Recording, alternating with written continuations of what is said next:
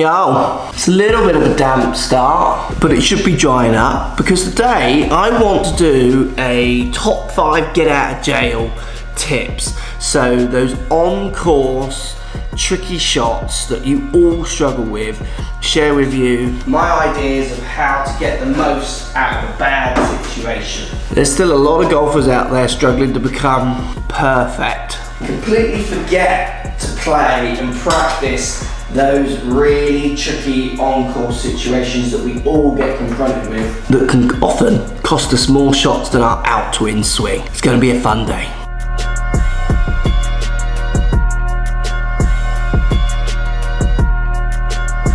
Right, I've escaped out to Dawlish. It's windy and a little bit chilly. Let's put ourselves in some of these awkward positions and show you the best way I would try and make good of what can be a rubbish situation.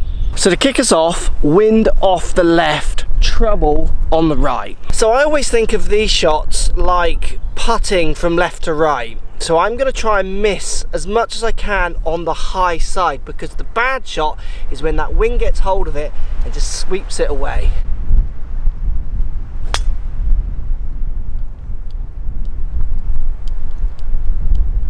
So I'm going to work my loft into this as well, because the more I take the loft off, the more susceptible I am to curvature. The more the wind is from one side, the more that curvature can take effect. So if you think about it, if I was really worried about not hitting this fairway, wind off the left, trouble on the right, I might even go to a 3-wood or hybrid, sacrifice that distance to keep that ball in play. So I was trying my hardest to start this up the left, to come back to middle right side. But let's remember, my driver is one of my strongest suits. If it wasn't, definitely I'd be thinking about loft, aiming further left. If I shaped it left to right, think of it of those left to right breaking putts. You just have to give the wind a lot more respect than I see lots of amateurs do.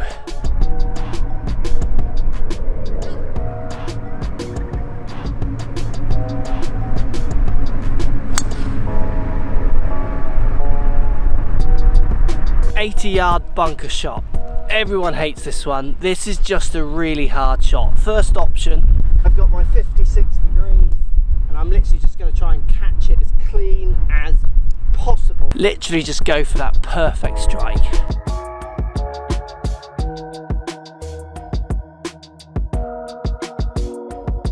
So my ball position is normal to slightly forward to try and catch it. For me, I feel like on the way up, I even feel like I'm using my knees less. So standing quite tall, feel like I have less knees in my address, and then as I swing, everything in my body feels like it's staying up. Literally doing everything I can to catch it clean. I've got plenty of loft, I'm gonna get over the lip. Getting in the bunker and practicing that strike point is how you have any chance of fixing this shot or beating this shot. The other thing as well, it's a tough shot, so I'm also not expecting too much. Everything's around that perfect strike, get it somewhere around the green. So let's have another go. This time I'm going to choose 7-iron. Now maybe slightly too far for this one, but I am going to give it a go, and I'd certainly play it from 50, 60 yards if the lip wasn't too high. I mean, this lip isn't small, but it's certainly not pot bunker-esque. So I'm basically going to play a bunker shot with my 7-iron, so I'm going to have the face twisted, adding loft in my address, holding that more twisted, lofted club. I'm going to have my feet relatively wide, ball almost in the middle of my stance, more pressure on my front foot. I'm going to try and hit the sand around an inch behind the ball. I'm going to take a full swing because it's a full shot, but because it's a 7-iron loft bunker shot, it's got a little bit of chase on it. It's getting onto the front. I mean, it's not pretty, but I see students have loads of success with this, just playing their regular bunker shot as long as they can get over the lip, rather than having to catch that clean ball that can rocket way over the back of the green or certainly ram into the lip and come back to their feet. Perfect. Get that strike with your 56, your lofted club working. It's not working for you, have a go 7-iron, 6-irons. I've even done this with a 5-iron, believe it or not. This is where you get creative in the bunker. The more creative you get, that way on a Wednesday, the more creative you get, the better you'll get in different situations. Right, so we got ball below my feet. This is wind off the left as well, so it's a double kind of bend to the right shot. So when I put my club on the ground, it instantly doesn't want to lie correctly. So think about it, my club is on a ground lying this way, so I'm going to do a few things to try and get the lie to go a bit more with the slope. The more I do that though, the more it's pointing this face to the right. If I swing on my normal pass, that's where my left to rights will come from, but also by raising my handle, that might make me feel like I'm going to swing a bit more to the left sometimes for me as well. So I'm aiming up the left, I'm trying to work with the slope. I am not going to fight this, I'm going to let it move it. And I've also got a 6 iron, so if I had a wedge, I would let the slope joining less, because I would feel the loft's going to help me. If you take the loft off, go say to my freewood, I'd aim even further left. I'm going to lean over a little bit more from my waist, handle goes a little higher to try and get it in line with the slope. I'm going to feel my pressure through my feet, so I want to keep my balance. And sometimes if the slope is really severe, I'll keep my little half really quiet, just more kind of upper half and arms thrown at it, because balance will be thrown off when you're on some wild slopes. That's just going to make it harder to strike it.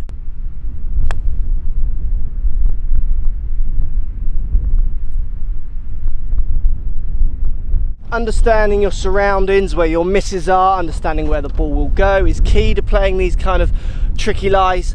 Also understanding that as you go through the lofts, the different clubs in your bag, it's going to often curve it more. So the more loft you've got, you can aim less left. The more you take loft off, curvature is going to be becoming rampant with the slope and the fact it's a lower lofted club. Don't be afraid as well with this shot, just accept your limitations. It's a tough one, so play a more lofted club, lay up, use a shot, chip and putt if you have to.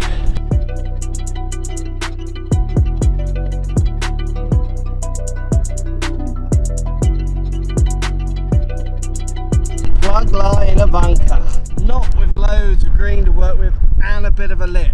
I know lots of you are hating on this, so I'm going to pull my most lofted wedge. First thing I'm always going to do is assess what green I've got to work with. This ball is going to come out lower, it's going to come out fast and roll. So when it comes to your plug lies, if you find you have no green, you've got no shot, playing sideways is an option. Sometimes it can be the only option. There's no point going for heroics when you're playing, say, medal with this kind of lie. So me personally, there's lots of ways of playing this. I'm literally going to have, again, still a fraction of added twisted loft in there. I am going to make sure I put plenty of wrist hinge on the way back. Feel like I'm literally tunneling down to the center of the earth. Weight still very forward, normal stance, no follow through, literally just going to kind of stab it out. So I'm just popping it forwards. It's that downward action with speed that's popping it right out up into the air and getting it rolling forwards. Now if that doesn't work for you, you can try toe ending the club in. Some people talk about doing that. I've seen success with that. But for me, it's more about the ferocity of the thump downwards to try and pop that ball up. That just gets wins for people on this shot. Literally, you cannot hit hard enough and down enough into that sand with that restricted follow through enough to get the height and to get it to stop. Also, remember, always play with that rollout. Sometimes a plug lie can work to your advantage. The other main thing as well is be gutted, but get over it. You're going to get a good kick on the next or next few holes. Golf's always going to kick you in the goolies. Try your hardest to deal with it. That's advice. I also struggle with that.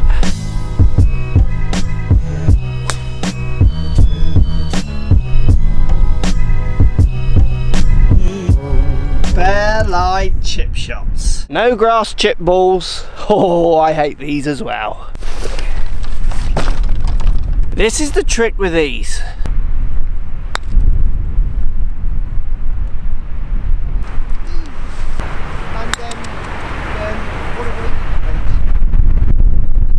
One of these kids.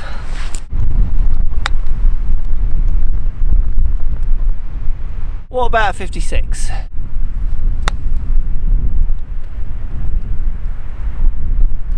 Functional will always win.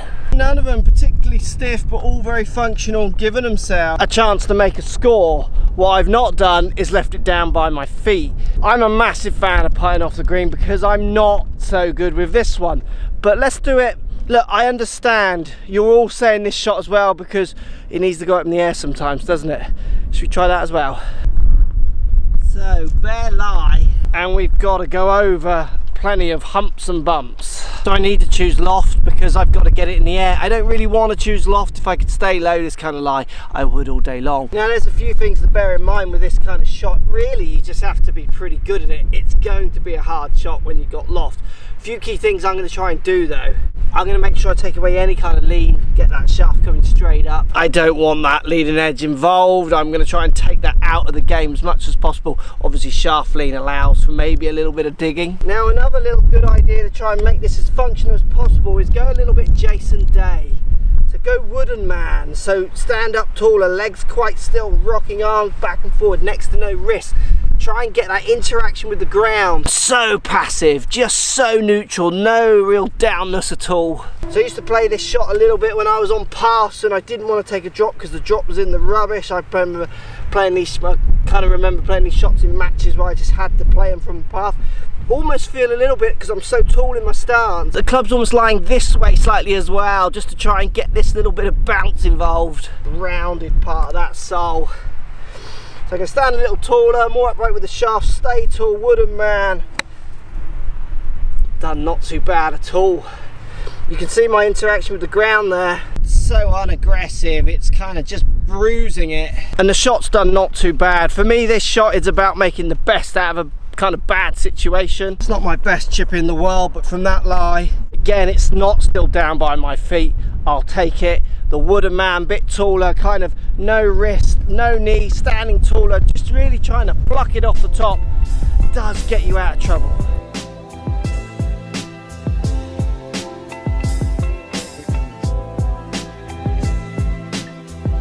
Always fun out here in the wind. Now time to get back. Me and Mrs. P are going to watch Russell Brand tonight. Should be fun. Yes, please. It's Russell Brand night today. Cool. Do you know who Russell Brand is? No. See you all tomorrow. Let me know what you think of my ideas, my tips. I think they're really important. So many times I think we're wasting time thinking about perfection. We're maybe perfecting getting out of trouble. Making yourself more successful in difficult situations might help you more. Post comments down below. Let me know which one will help you or not. Let me know if you've got some better solutions as well, something that you do in those situations.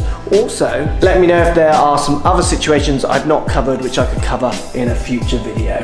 Let's go and see Russell Brand.